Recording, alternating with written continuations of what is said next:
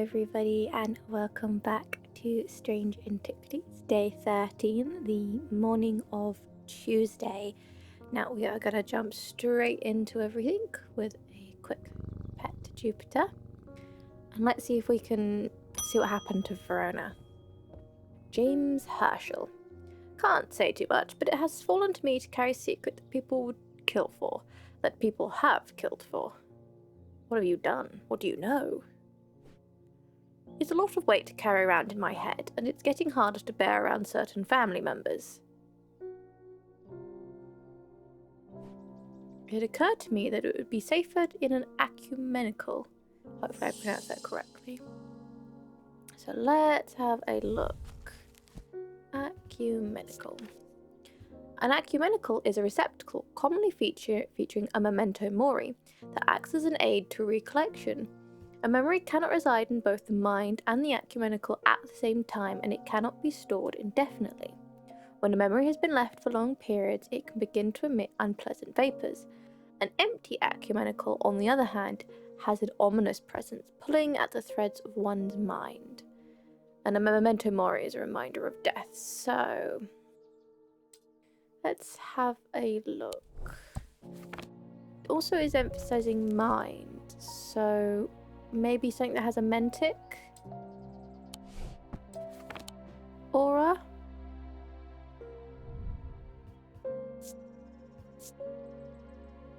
I think this might be. I can't believe I picked. The only reason I picked it up was because of the hourglass, similar to this. But I will quickly check if we have anything else that perhaps gives the same vibes with a symbol of death. What I will quickly do is see if this gives us a mentic. Whatchamacallit? I can't remember now. Aura. I'm going to just use aura. So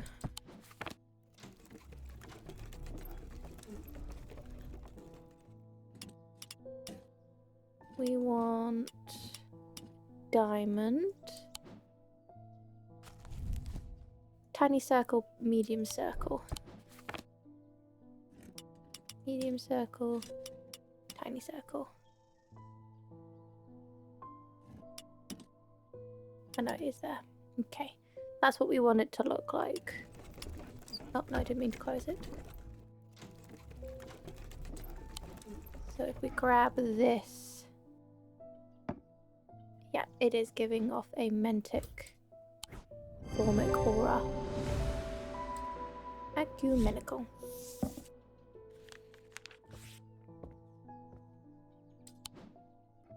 Perfect. Let's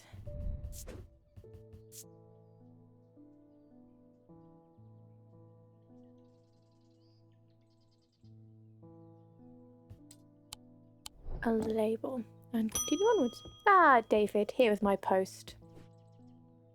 People are getting restless. The followers of Olga have been marching through the streets with that crazed priest at their head. Ah, Audrey. Not long ago, that sort of behaviour wouldn't have been tolerated in Undermere. Now there are people joining in. It's alright, David. I'm sure we'll fix everything shortly. Let's see. In answer to your question, yes, it is possible to capture a wandering shroud. To the north of town, if you follow the little stream up through the woods, you'll come out on a hilltop that was clearly of some ancient significance. It is not uncommon to see wandering shrouds there. Be patient, be still, and they will calm your friend Bart. Okay. At the end of the day, what we'll do is we will go grab a shroud and then finish that clue that we couldn't last time. James Herschel, you're back already? I got to thinking after I left earlier. Transferring the secret to an ecumenical only adds an extra step. Yes, it is safer than walking around with it in my head, but I would know where to find it. What I really need is a truth conduit, so that I can deceive them into thinking I know nothing at all.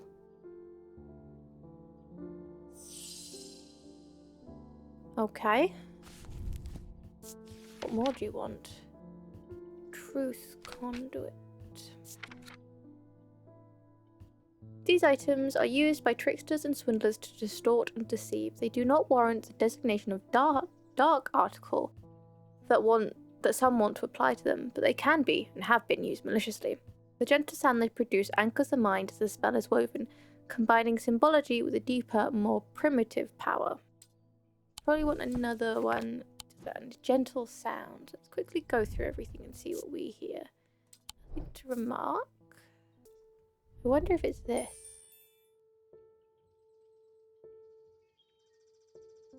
Symbol for that. Deception. Yep, I think this is it.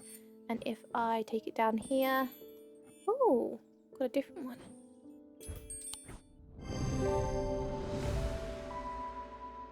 Yeah, perfect.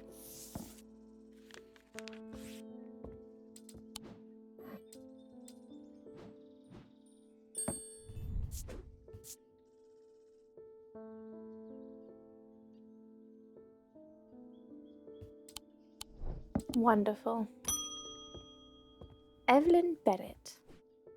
I've never felt more tired or more devoid of life. An apathy has settled in my bones that I do not seem to be able to shift. But while I still have breath in my lungs, I will not succumb without a fight. By the grace of Grey, I will find a way forward. Okay, so... let's check the Book of Curses.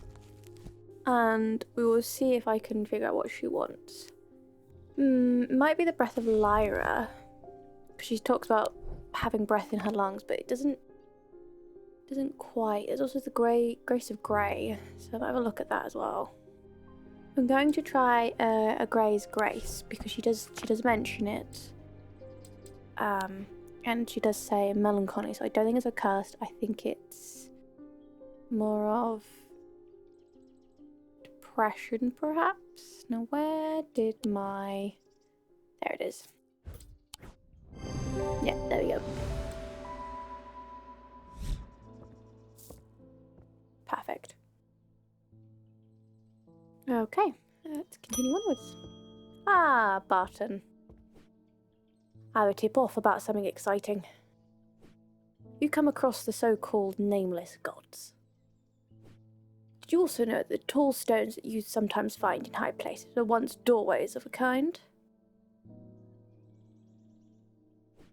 And here's the exciting part. An inscription has appeared on the stone that sits atop a weatherlam. Weatherlam? This is where you come in. I'm confident that a pit will open the doorway. The other option is a babella to read the inscription.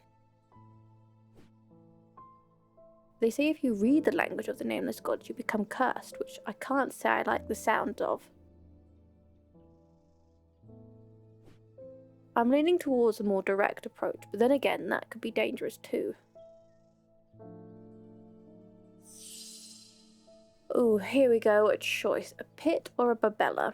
Let's have a look at both of them.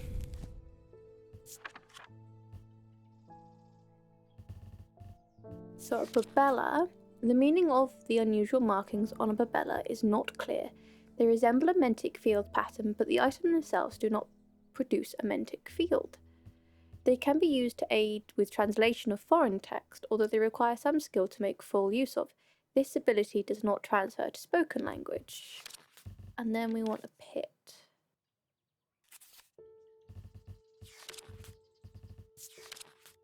The three different elements that make up a pit allegedly represent the earth, the sun, and death, or darkness, the Dradic, the Diurnic, and the Noctic.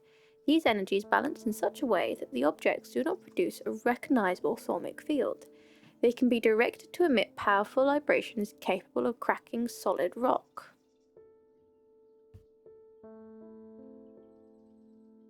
Now, either I could turn him insane, curse him, potentially, or he could open the doorway and also become cursed, or die, because the omen of death from a pit?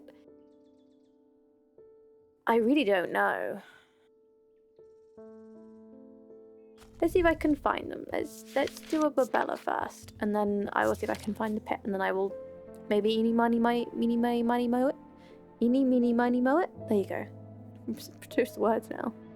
So, they resemble a mantic field pattern, but the items themselves do not produce a mantic field. So let's remind ourselves of the mantic.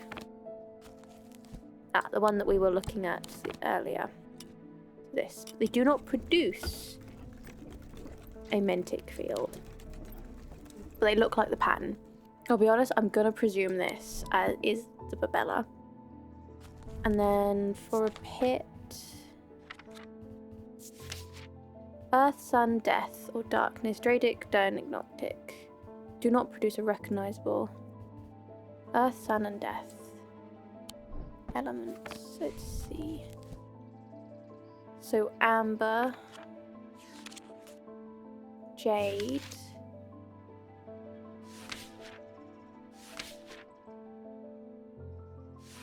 and potentially Vivinite.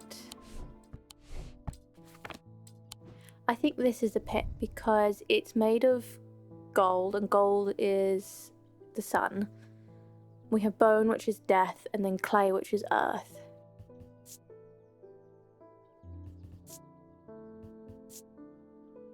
And there's no inner perception. Oh, I don't know.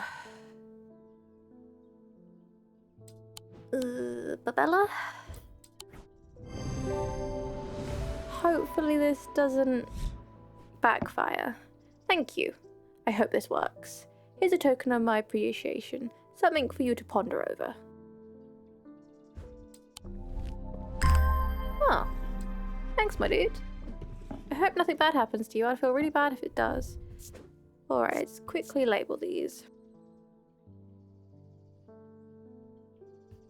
That is not how you spell Babella.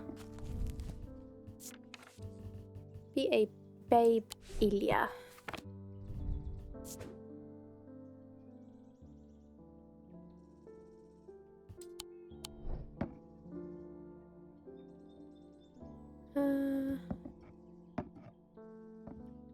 do that.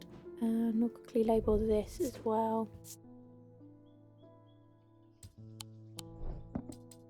Alright, let's go deal with these. So, to the north of the town, if you follow a little stream up through the woods, you'll come across a hilltop that's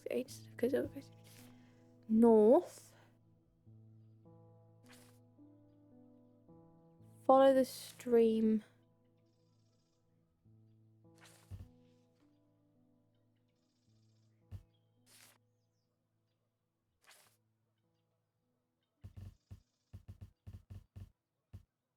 The barrows?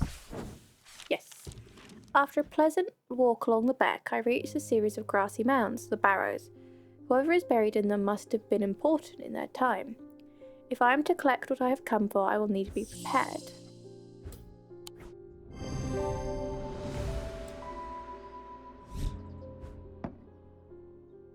I sit and wait quietly and patiently, not certain exactly what I am looking for. For some time, nothing happens. And then, long after my mind has drifted towards a warm fire and a hearty supper, I notice a movement in the corner of my eye. A strange thin mist has formed near one of the barrows.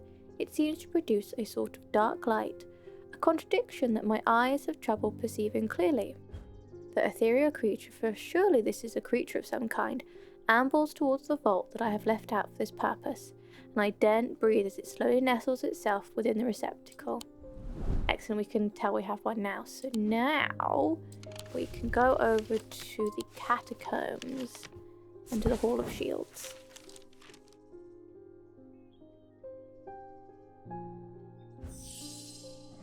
I won't bother rereading this.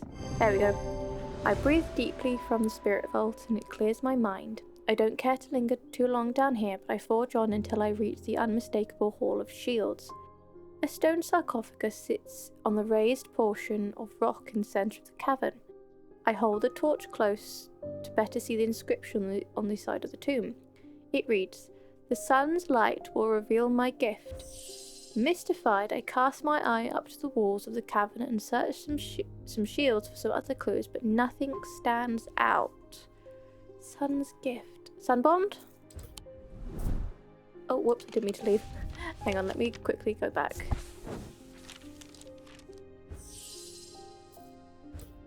we go. The sun bond banishes the darkness in an instant, half blinding my gloom-adjusted eyes and bringing summer's warmth into the cold cavern.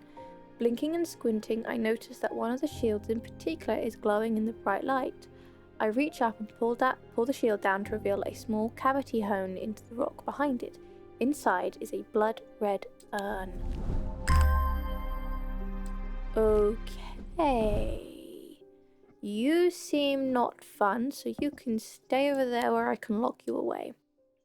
Alright.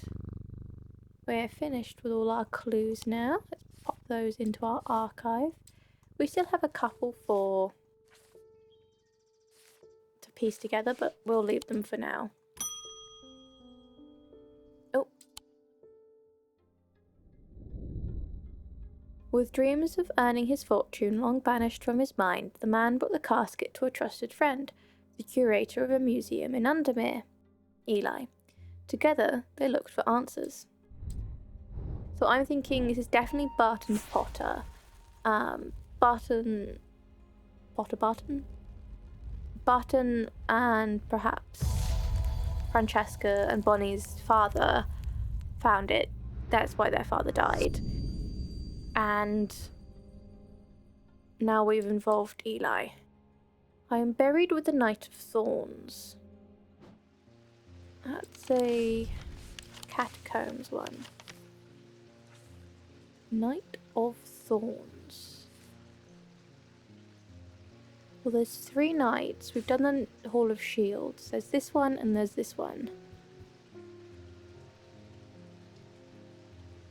Potentially this one? No. Alright, we'll leave that for now then. Ah, Thomas. I've noticed that some people claim not to fear death. They say that dying scares them, but not death itself. Not me. Not the great Thomas Pope. Give me pain, give me fear. If I can feel it, then I know I'm alive. Going back into the nothingness, that's what I fear. I'm going to do my best to live forever, starting today with a Loam. Loam?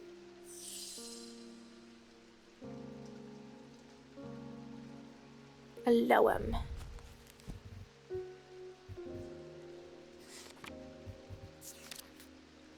Sometimes called a hand of Jupiter or a fire palm, a Loam is an item with enticing power.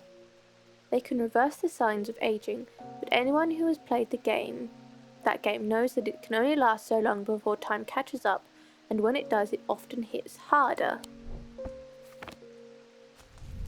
Okay, fire palm, let's see. So definitely an amber stone.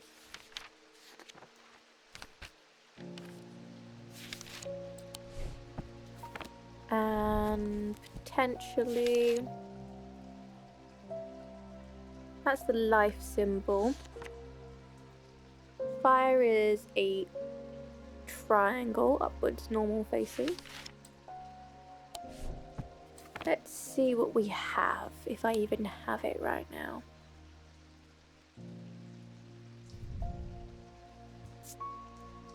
Yellow sandstone, crumbly.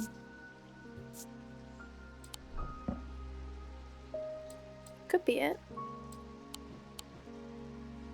I don't have anything that I could consider giving him that isn't. Okay, no, so it isn't. Might have to see if I can solve some clues.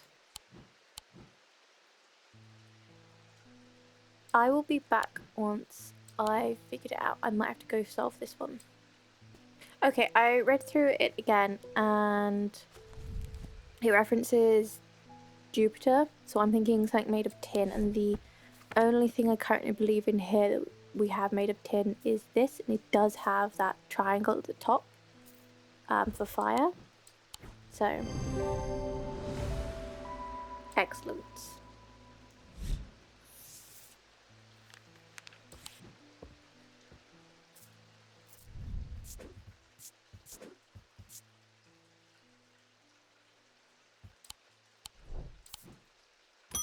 There we go. This dent. It's been an unexpected death in the family. It has hit all of us quite hard, but particularly my husband. I'd like to gift him a heart chamber. Have we already done that? Oh no. There is a vast skull in the catacombs said to be that of the beast Belenthka? I'm gonna skip that. Holgar's followers believed that when he slew it, he trapped its soul along with its power in an item known as the Wraith's Chamber. Heart chambers are based on this mystical object, but they have morphed over time into a way to keep those dear to us close to heart after death. Ah, there he has a necklace on. I think we have this.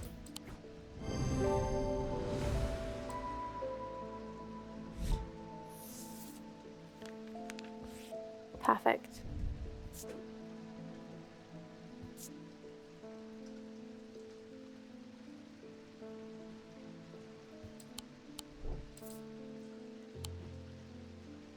Alright, continuing ever onwards. Ah, Edmund. I suddenly remembered this note that I found some time ago. It occurred to me that I should have given it to you when I gave you the map. Not to worry. The wording is very similar to that note on the map. It always intrigued me, but I never did work out what it meant. Alright. Blessings in spring, rising in autumn. Mars in winter, rising in summer. Okay. Definitely to do with the seasons. I will go quickly check my seasons.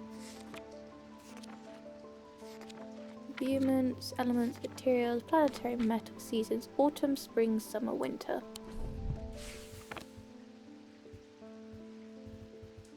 We see them.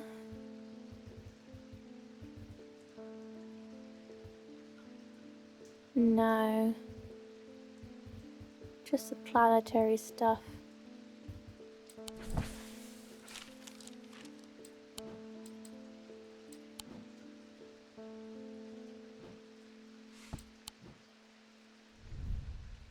This is a weather. Nothing here. The compass.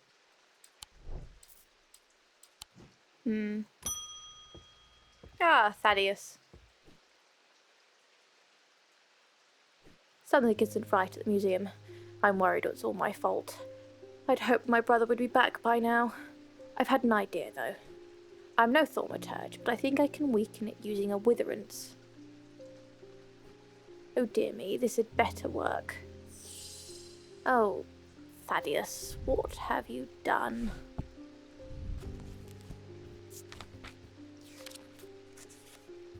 Witherance. A witherance is the inverse of a fortunance and is sometimes put to more malicious use. These can be crafted from stone like the fortunance, but wood is more commonly used. Okay, so I think we have a fortunance. I can remember what one it is. Okay, I think it's this. I think it's this because it has the weakness symbol on it and it's made of wood. Oh, thank God.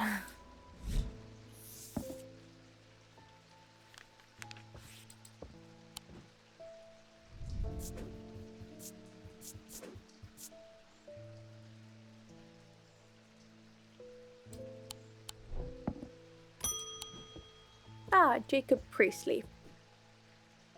My mind is severed. Need Memtha. He needs a mother? Which method do you need, though? Abrasive method. This turns to purge unwanted memories. Don't think so.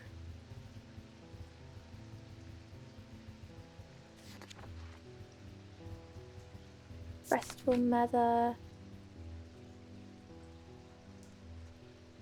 Don't think it's that one. Might be. Mother. Solemn mother.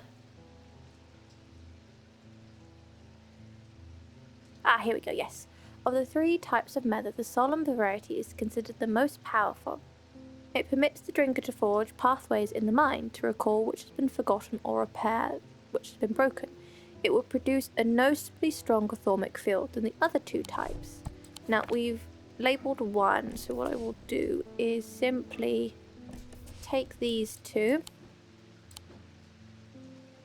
down here and see which one produces a stronger field. There's that one. This one. That one is the mother I want.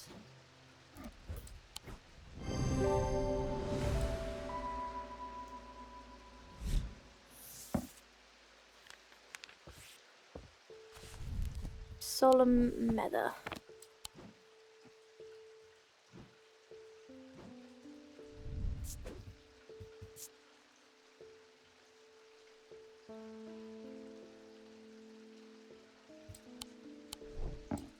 And then I do believe this one we can quickly label as abrasive.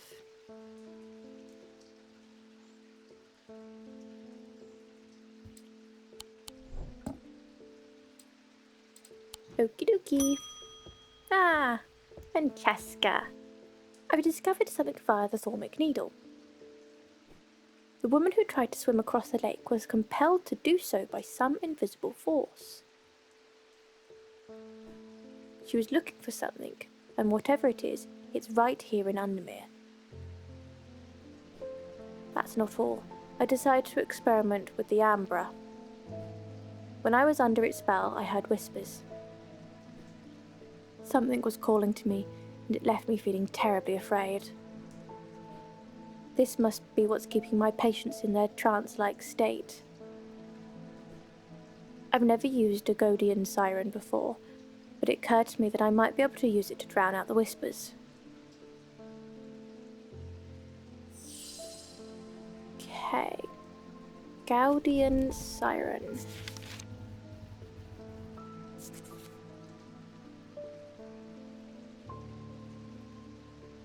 Although these are similar in form to the thaumic needles, Gaudian sirens serve a very different purpose. They create a strong compulsion like a siren's call that can be used to divert attention. We were given one.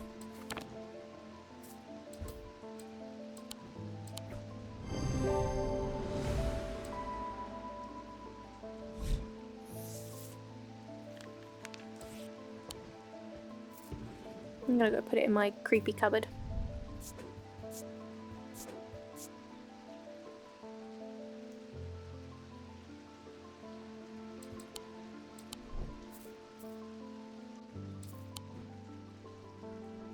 Alright, now when I was flicking through the book, I did see... Here we go, blessings. This is blessings.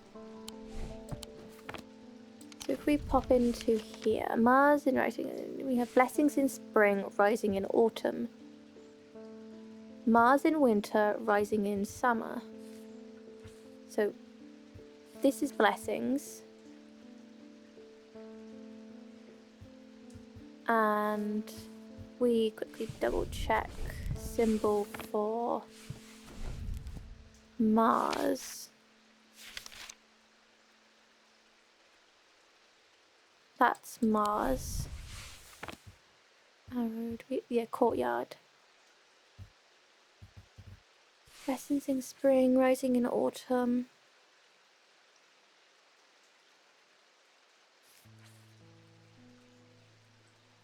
I still can't quite figure that out.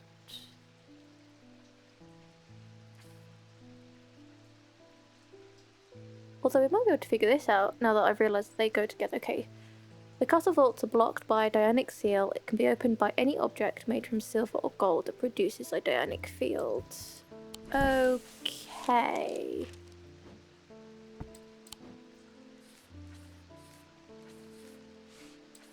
Silver or gold, dionic.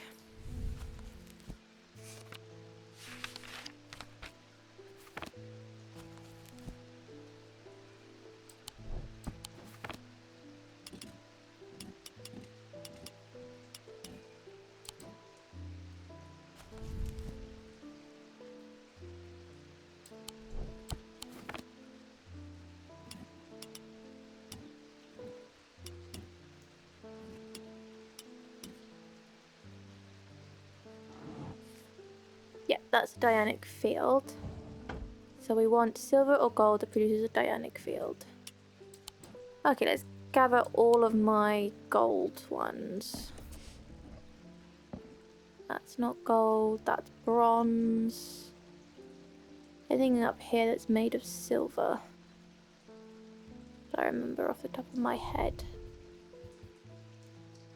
That's tarnished silver. Rabbit, that's bronze, bronze, bronze. That has gold and silver. Bronze, bronze, bronze. Bronze.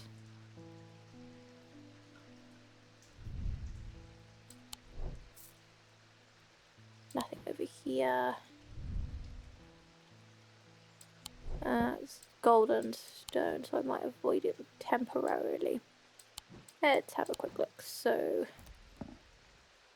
the Moonstone Guardian produces... No, that's the wrong one. Do you produce 3 or just 2? Nope. Nope. Okay, let's try with the Moonstone Guardian then.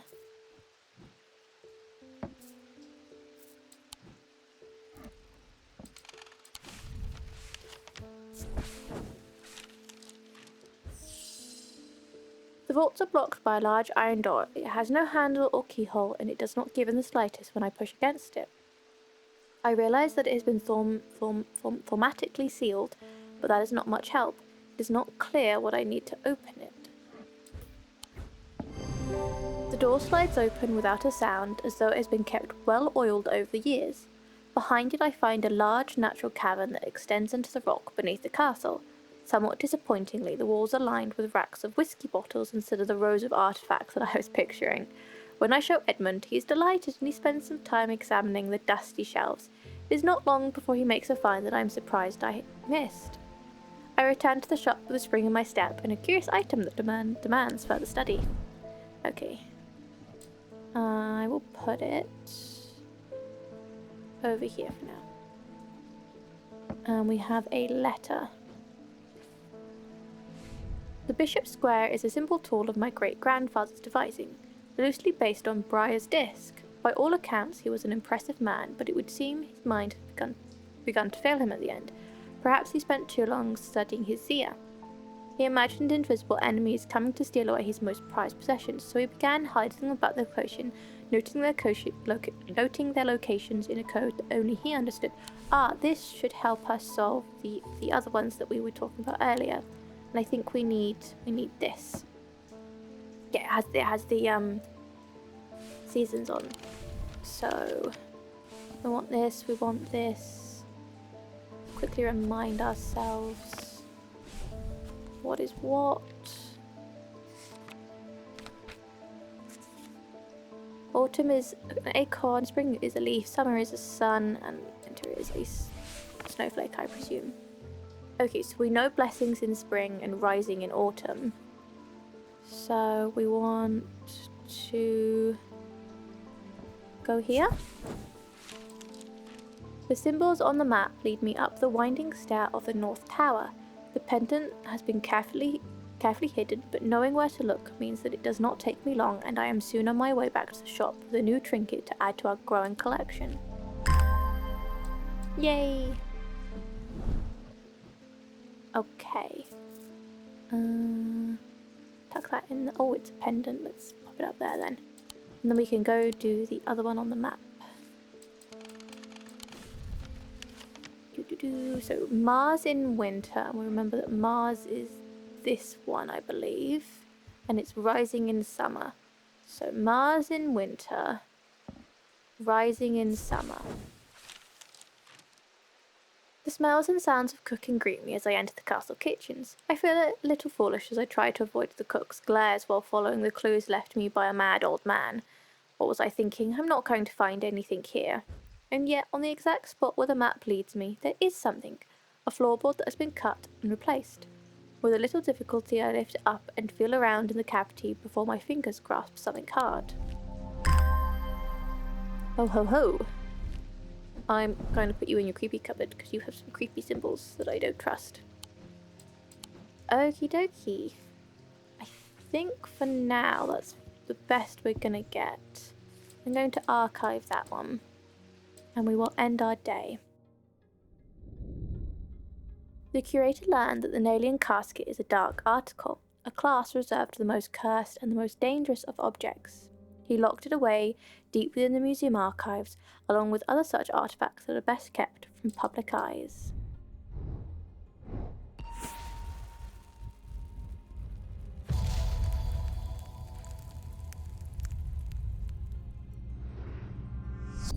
I am under the barn where the axe meets the tree. Well, that is delightfully cryptic.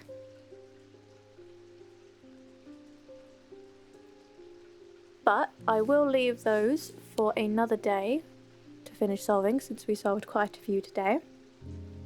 And I will be back with some more Strange Antiquities next week. So I'll see you then. Bye bye!